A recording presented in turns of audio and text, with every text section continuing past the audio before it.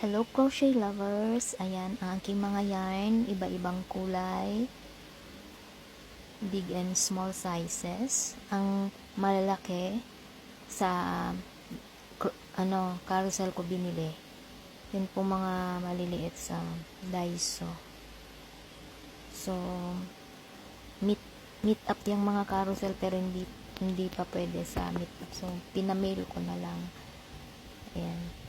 Para may gagawin ako in 3 months. Hindi pa kasi ako pwedeng lumabas. Yun lang. Kaya ayoko maboring. Ito muna tayo crochet muna tayo. Kaya yan ang aking bagong love. Yarning. Mga yarn. Buti pa yung mga yarn na yan makukulay. Hugot. Ang kulay nila sobrang gaganda. Ayan, may nagpapagawa ng butterfly, may nagpapagawa ng ano yun, yung keychain. Ayan yung mga nagawa ko, flower na maliliit.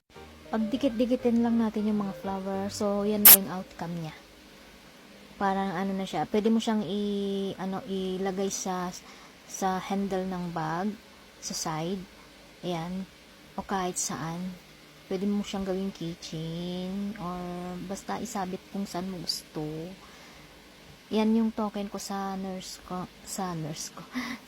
na nag-aalaga sa akin, naglilinis ng aking operasyon.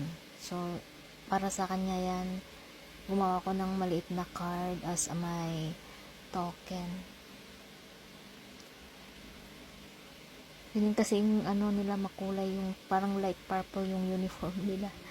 Isa may Paragon. Ganda. At least nakakabuo na ako kahit papano. Ang cute.